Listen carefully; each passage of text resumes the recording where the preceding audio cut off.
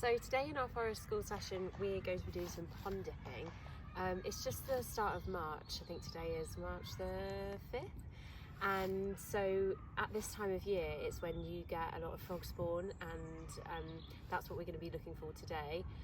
We've got some little nets and some trays, and the children are just going to be really carefully looking for different insects and things that they can find in the water.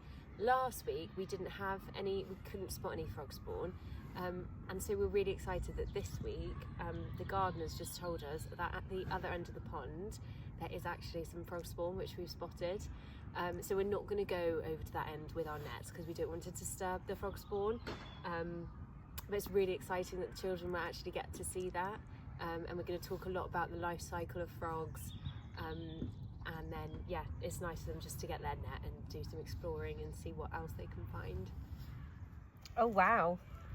It's funny because you don't think you're going to get anything, and then you can see you've got these tiny things. Now, I'm no pond whiz, but we have a pond dipping sort of checklist to see what you can find, and a more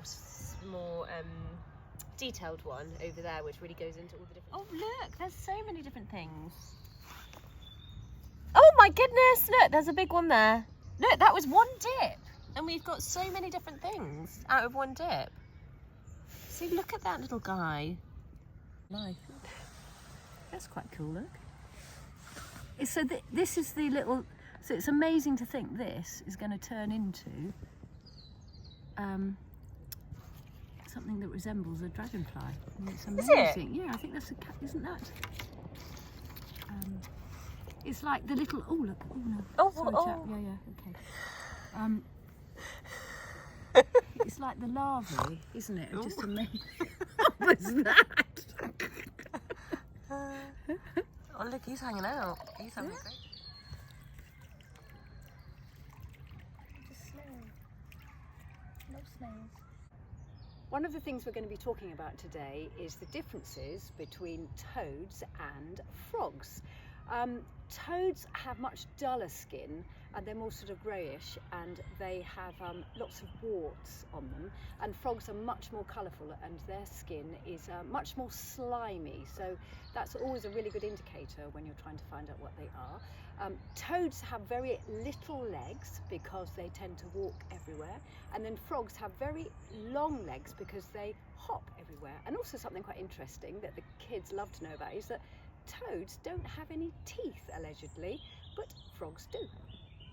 This is the more in-depth flowchart that goes into a lot more detail about what each creature might be.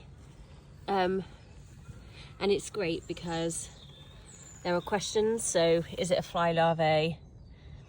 And then you can see, is it long and thin with at least 15 body segments? And with that, you're really going to have to look. If it's no, you go that way. And so it's really nice. Obviously this, I would say, would be pitched for older children rather than year one. But it's nice to be able to see if we can look at the pictures and recognise any of the creatures that we might find today in the pond. There we are.